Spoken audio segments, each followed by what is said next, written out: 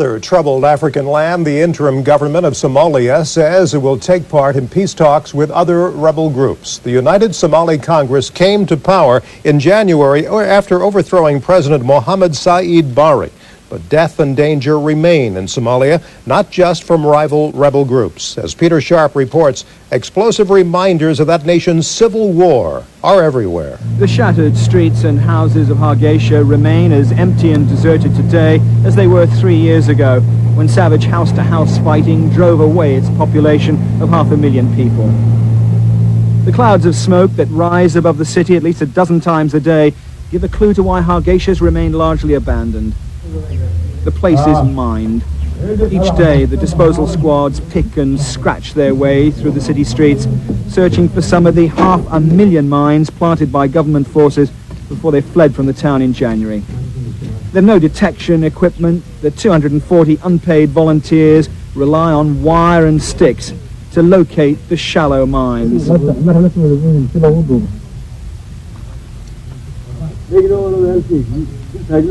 And they rely too on a steady hand to defuse them.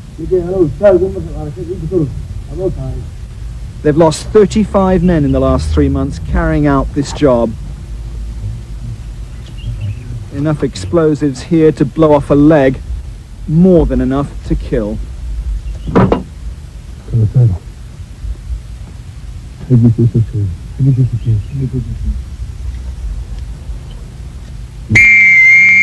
Some are too dangerous to remove and are destroyed where they lie.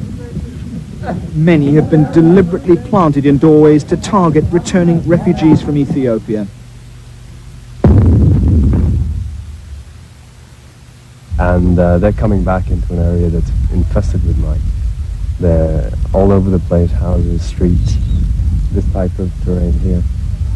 It's mines and unexploded devices everywhere.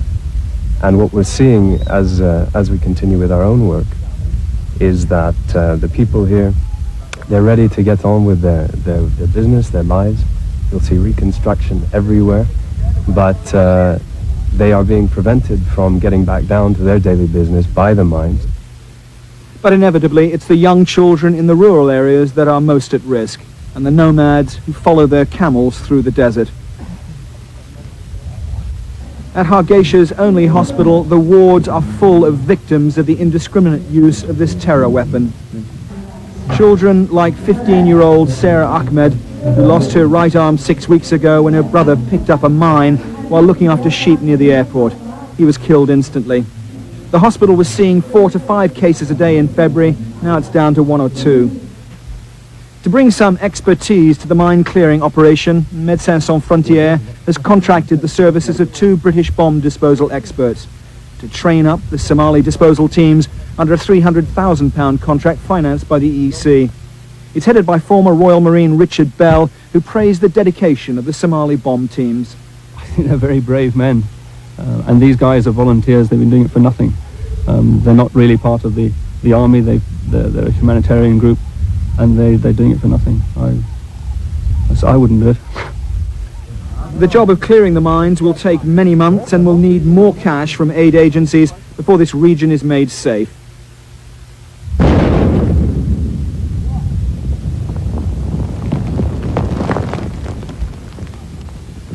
Obtaining international help in lifting and clearing these mines is likely to become the new government's priority.